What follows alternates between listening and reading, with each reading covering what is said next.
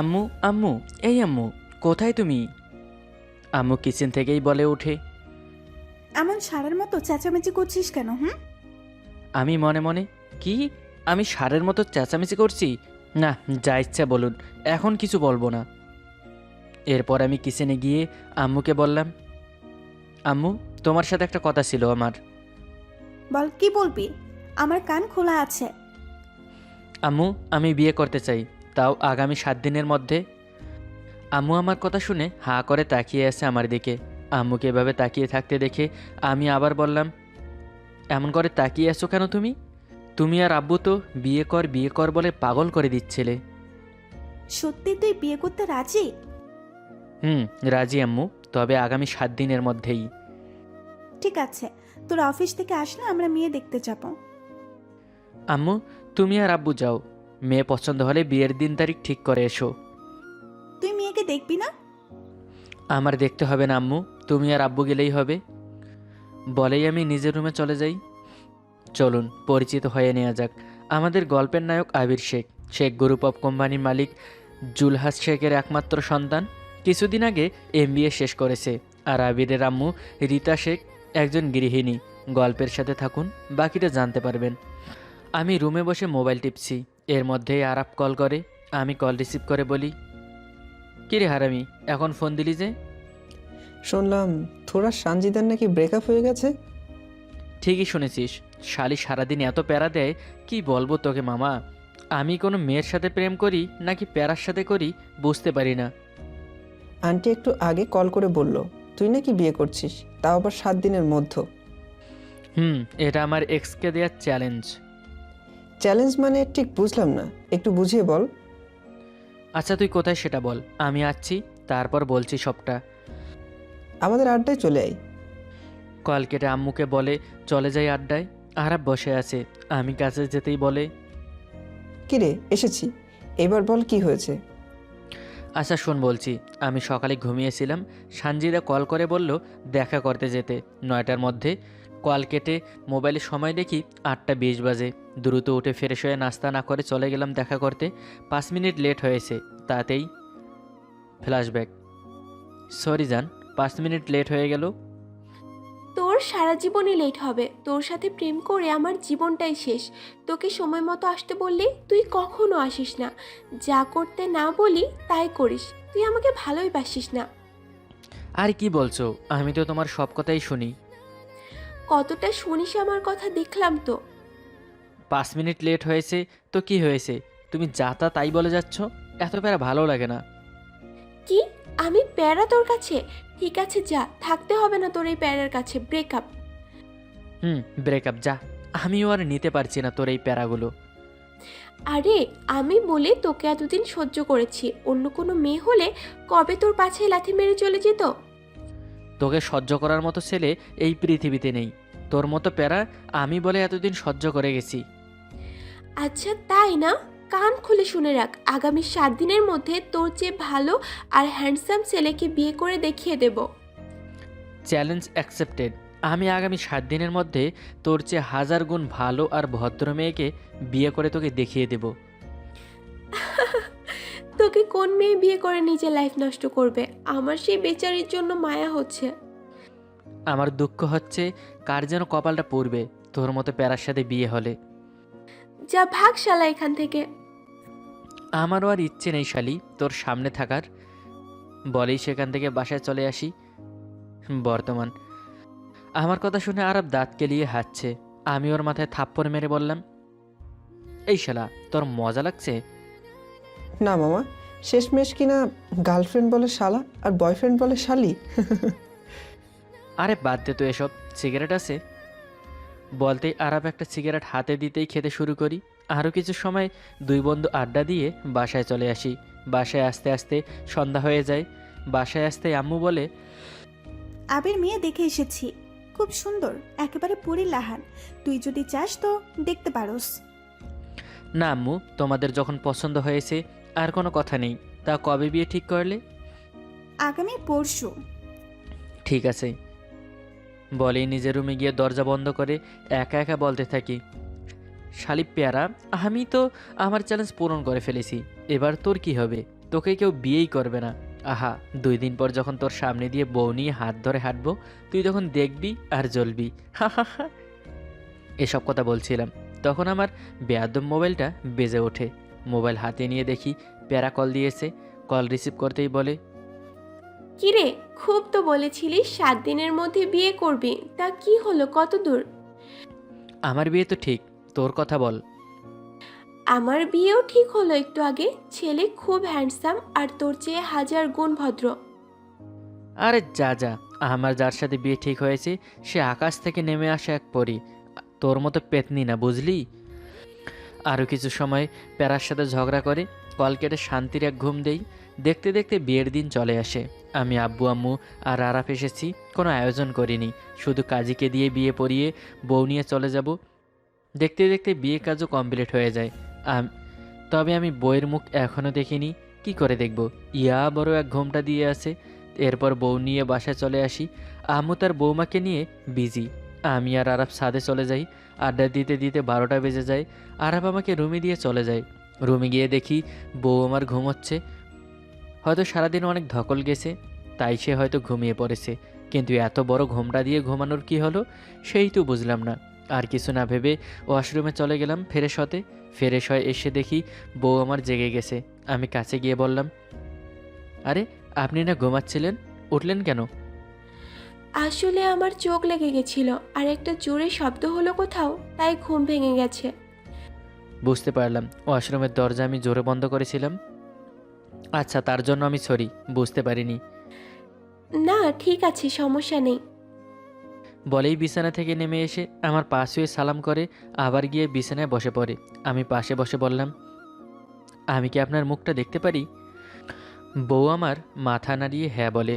আর কি, আমিও ধীরে ধীরে ঘুমটা খুলে যা দেখলাম, বিশ্বাস করেন রাকিব ভাই, এটা আমি আশা করিনি। ঘুম খুলে দেখি এ তো আর কেউ না, আমার এক্স গার্লফ্রেন্ড সানজিদা। শেষমেশ কিনা এক্স গার্লফ্রেন্ড বউ। সানজিদা এখনও মাথা নিচু করে আছে, তাই আমায় দেখতে পাইনি। আমি বললাম, তো তো তো তুই এখানে কি করছিস? আমার এমন কথা শুনে সানজিদা আমার দিকে তাকিয়ে 3500 ভোল্টের ঝটকা খায় আর বলে, তুই এখানে কি করছিস? আমাকে ফলো করতে করতে তুই আমার শ্বশুরবাড়িও চলে এসেছিস? দেখ ভাই, তোর সাথে যা ছিল সব ভুলে যা। আমার সংসারটা শুরুর আগে ভেঙে দিস না। এই শালি থাম, আমার ঠেকা পড়ছে তোকে ফলো করতে। আর এটা তোর শ্বশুর বাড়ি মানে কি? এটা তো আমার বাড়ি। তোর বাড়ি মানে? তার মানে তোর সাথে আমার বিয়ে হয়েছে? আমি এই বিয়ে মানি না। ও আম্মু গো, তুমি বললা মেয়ে নাকি পরীর মতো সুন্দর। ঠিকই তো বলেছে আমার আম্মুটা।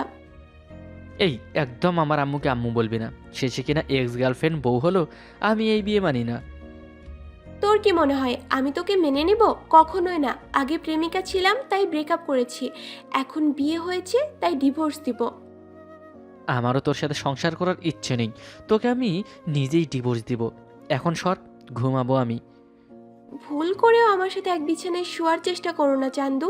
চুপচাপ গিয়ে সোফায় ঘুমা। আমার বাসা, আমার রুম, আমি সোফায় ঘুমাবো? ভুল করেও না, তোর প্রবলেম হলে তুই গিয়ে ঘুমা। এরপর আমাদের দুজনের মাঝে কিছুক্ষণ তুমুল ঝগড়ার পর ঠিক হয় মাঝখানে ভারত পাকিস্তান বর্ডার দিয়ে তারপর ঘুমাবো। আরে বুঝলেন না, কোলবালিশ। এরপর আমি কোলবালিশটা মাঝখানে রেখে উল্টো পাশ হয়ে শুয়ে পড়ি।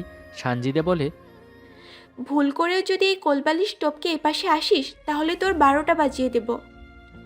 আমার ঠেকা পড়ছে, তোর মতো প্যারার কাছে যাব।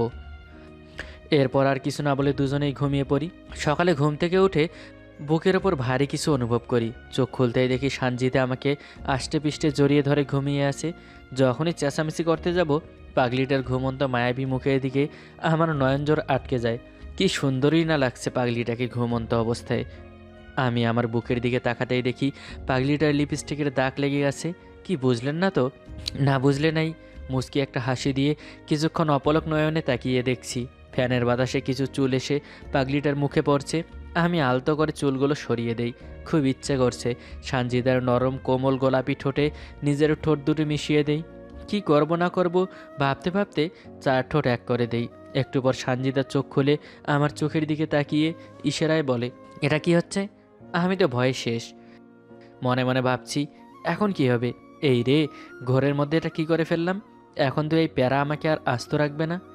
আমাকে চুপ করে থাকতে দেখে সানজিদা বলে, কিরে, খুব তো বলেছিলি আমার কাছে আসবি না, তাহলে এটা কি? আমি কি করেছি? আমি কি তোর কাছে গিয়েছি নাকি? তুই তো আমার জায়গায় এসেছিস আর আমাকে জড়িয়ে ধরেছিস, আর এই দেখ কতগুলো কিস করেছিস বুকে, তো লিপস্টিকের দাগ এখনও লেগে আছে। আমি তো কেবল একটা করেছি। সানজিদা আমার বুকের দিকে তাকিয়ে তো লজ্জায় শেষ। এখন কি বলবে সে? মনে মনে বলে, ইস রে, এটা আমি কি করেছি? হ্যাঁ, আমিই তো করেছি। এখানে মেয়ে তো আমি একাই আছি, এখন এই কুত্তাটার দিকে তাকাতেও লজ্জা করছে। এমন আরও অনেক কথা ভাবতে ভাবতে আমি বলে উঠি, আচ্ছা যা হয়েছে হয়েছে, আমরা কি পারি না সবটা ভুলে গিয়ে আবার নতুন করে শুরু করতে? তুমি তো আমায় প্যারা বলো, আমি নাকি তোমাকে প্যারা দেই? দাওই তো ভালোবাসার প্যারা। সারা জীবন দিব, বলো রাজি? একটু কম কম দিও।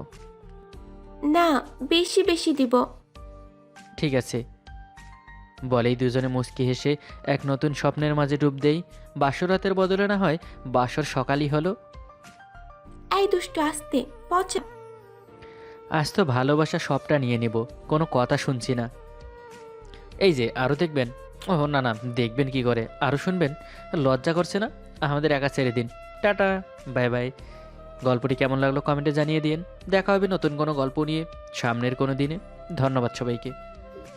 সকাল সকাল ঝগড়ার কারণে ঘুম থেকে লাফ দিয়ে উঠে পড়ি। একটু পর শুনতে পেলাম ভাই আর ভাবি ঝগড়া করতেছে। এই বাড়িতে প্রতিদিন ঝগড়া লেগেই থাকে। উফ, ভালো লাগে না, মনটা চায় অনেক দূরে কোথাও চলে যাই। বিয়েতে তুমি কি দিয়েছো? যার একটা বাচ্চা দেওয়ার ক্ষমতা নেই, সে আবার আমাকে ভালোবাসে? কি করব বলো? বাচ্চা না হলে আমি কিভাবে দিতে পারি বাচ্চা? থাক, তোর আর বাচ্চা দেওয়া লাগবে না, আমি বাড়ি থেকে চলে যাব। কি বলো এইসব তুমি? চলে গেলে আমি থাকবো কি করে? তুই যাকে খুশি তাকে নিয়ে থাক। কি বলো এইসব তুমি? চলে গেলে আমি থাকবো কি করে? এই এই, তুই একদম আমাকে ছুবি না, এখান থেকে তুই অফিসে চলে যা। এভাবে আবারও শুরু হয়ে গেল তুমুল ঝগড়া। তাই আমি আর নিজেকে সামলিয়ে রাখতে পারলাম না। আমি তাদের ওখানে চলে গেলাম আর বললাম, ভাইয়া বলতো, এই বাড়িতে প্রতিদিন এটা কি শুরু হয় একটু বলতো। আমি কি করব বলো? আর তোর ভাবির বাচ্চা হয় না, তাতে আমি কি করব? এসব বিষয় নিয়ে তোরা নিজেরা কথা বলতে পারিস না? বাইরে জানাস কেন? এতে তো লোকেরা ভালো বলে না। তুই বল, আমি এখন কি করতে পারি? সেটাই আমি করব। আর ভাবি, আপনিই বা কেমন, এত জোরে চিৎকার করে বলার কি আছে? তুমিই বলো দেবর, আমার কি একটা বাচ্চার শখ নেই? আমার বান্ধবীর সবারই বাচ্চা হয়েছে, কিন্তু এখনো আমারই বাচ্চা হয়নি। আচ্ছা তুই যা, আমি বুঝিতেছি। কিছুক্ষণ পর ভাইয়া চলে গেল। ভাবি, কি যে বলবো নিজেও বুঝতে পারছি না। আচ্ছা, তোমার কিছু বলা লাগবে না, তুমি তোমার রুমে চলে যাও। আমি আমার রুমে চলে আসি। এসে বই খুলে পড়তে বসেছি। কিছুদিন পরে তো পরীক্ষা, তাই পড়াতে একটু মন দিতে হবে। আমি পড়তেছি, এর ভিতর ভাবি আসলো আমার কাছে, আর এসেই ভাবি আমার কাঁধে হাত রাখলো। কি ভাবি, কিছু বলবেন? তোমার সাথে আমার কিছু জরুরি কথা আছে। বলেন। আবির, আমার একটা বাচ্চা লাগবে, তাতে তোমার সাহায্য লাগবে। কথাটা শুনে হাত দিয়ে বইটা পড়ে গেল। ভাবির কথা শুনে আমার সারা শরীর গরম হয়ে উঠল। ভাবি, এটা আপনি কি বলতেছেন? প্লিজ আবির, আমাকে একটা বাচ্চা দাও। জানি তুমি এটা পারবে, তুমি বলো, আমার কি একটা বাচ্চা লালন পালন করতে ইচ্ছে করে না? ভাবি, আপনার মাথা মনে হয় ঠিক নেই। আপনি তাড়াতাড়ি ভালো একজন ডক্টর দেখান। আবির, আমার মাথা ঠিক আছে, এখন বলো তুমি দিতে পারবে কিনা। ভাবি, আপনার মুখে এই কথাটা শোনার আগে কেন আমার আগে মরণ হলো না? তুমি এইভাবে বলো না, আমি জানি তুমি এটা পারবে, তাই চলো খাটে যাই। আমি আবিরের হাতটা ধরে টান দিতে লাগলাম। ভাবি ছাড়েন, আমি কিন্তু হাতে ব্যথা পাচ্ছি। আমি তোমার সব ব্যথা আজ দূর করে দিব।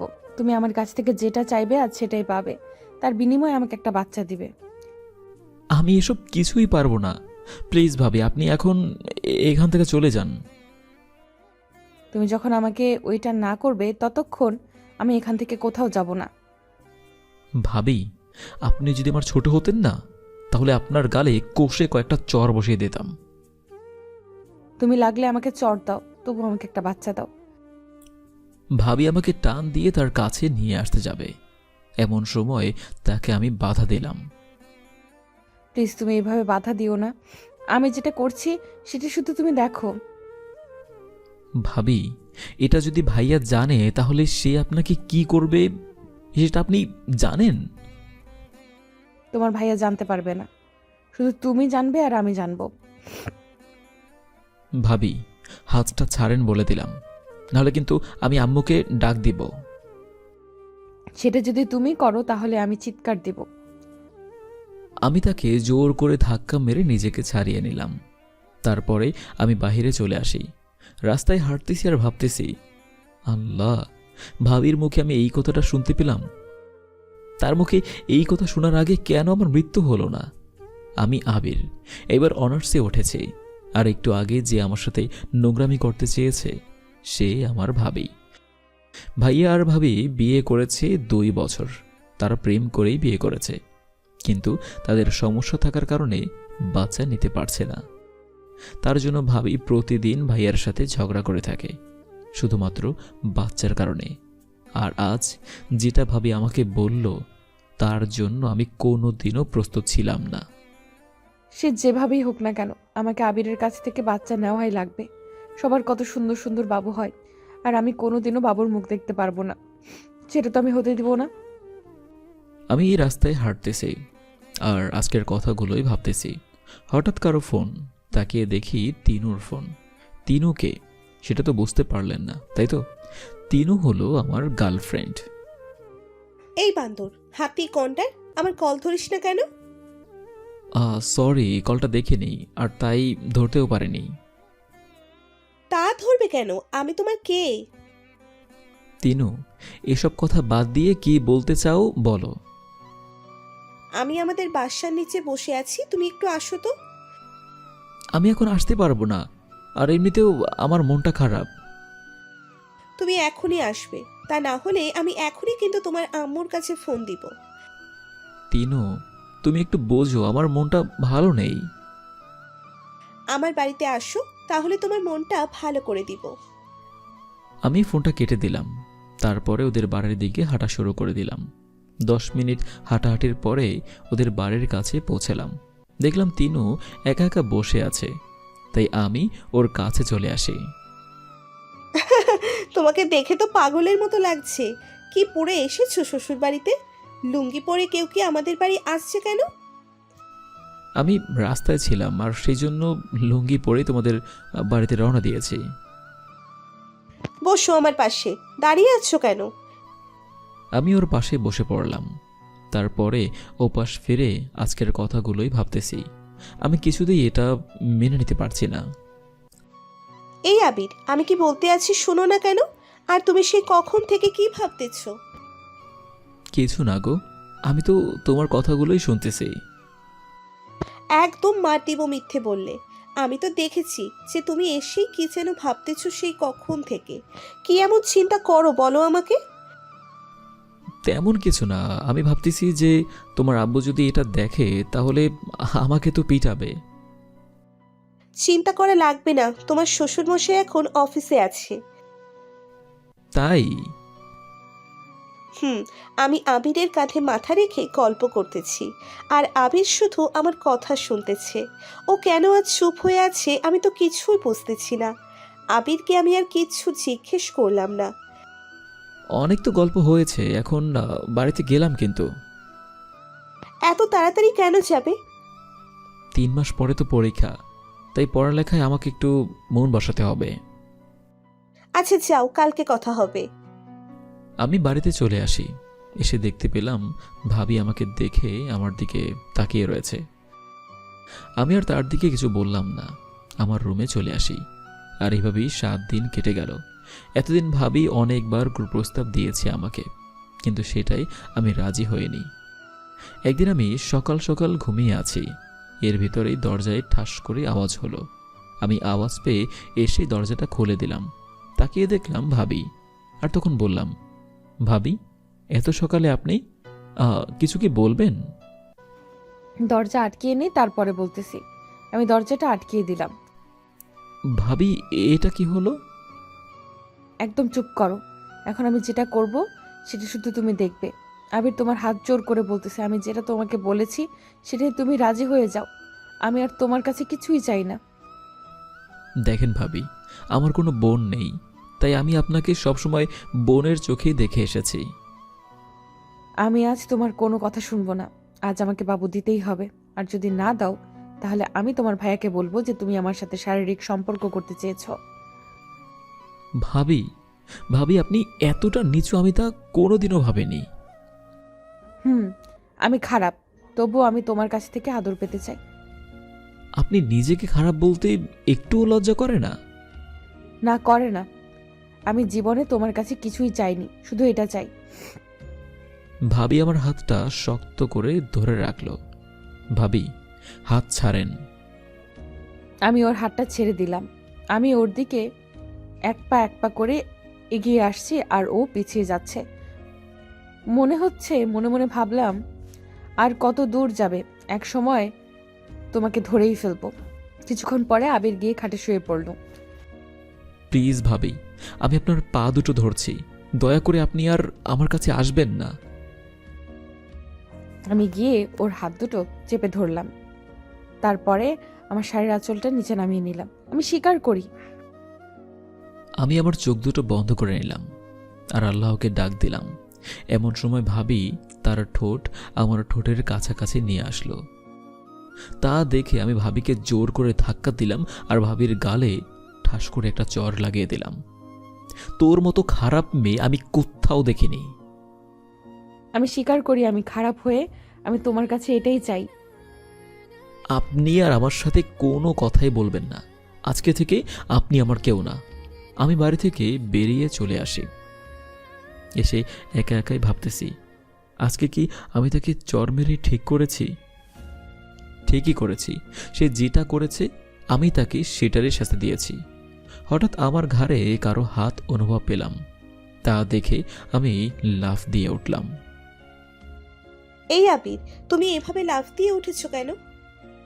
আমি ওর কোনো কথা না শুনে চুপ হয়ে রয়েছি।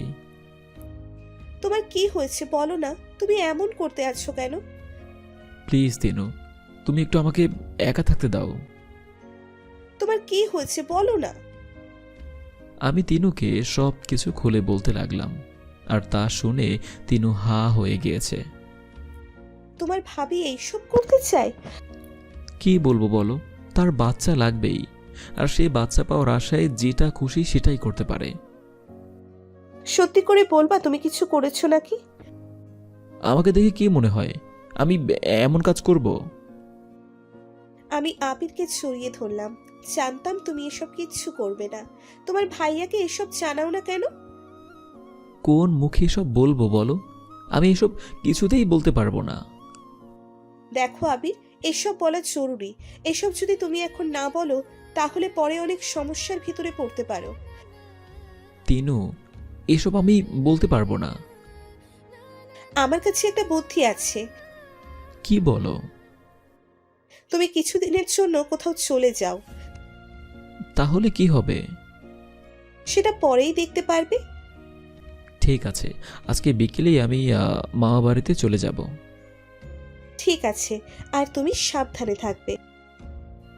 ওকে, আমি বাড়িতে চলে আসি। বিকেলবেলা সবার কাছে বলে রওনা দিলাম মামা বাড়িতে। আর আসার সময় ভাবিকে দেখলাম আমার দিকে তাকিয়ে আছে, কি যেন বলতেও চেয়েছিল, কিন্তু আমি তার কোনো কথা না শুনে মামা বাড়িতে চলে আসি। মামা মামি আমাকে দেখে অনেক খুশি হলো। মামা বাড়িতে 2 মাস থেকে গেলাম। মামা বাড়িতে 2 মাস থেকে আজ আমার নিজের বাড়িতে রওনা দিলাম। 1 মাস আগে ভাবি আমাকে কল দিয়েছিল, বাট তার কলটা আমি রিসিভ করিনি। তার সাথে আমার কোনো কথা থাকতেই পারে না। আমি বাড়িতে চলে আসি। আমাকে দেখে আব্বু আম্মু অনেক খুশি হলো, সাথে ভাবিও। তবে তার খুশি হবার কী কারণ সেটা আমি বুঝতে পেরেছি। আমি ভাবির সাথে আর কথা বললাম না, ছাদে চলে আসি।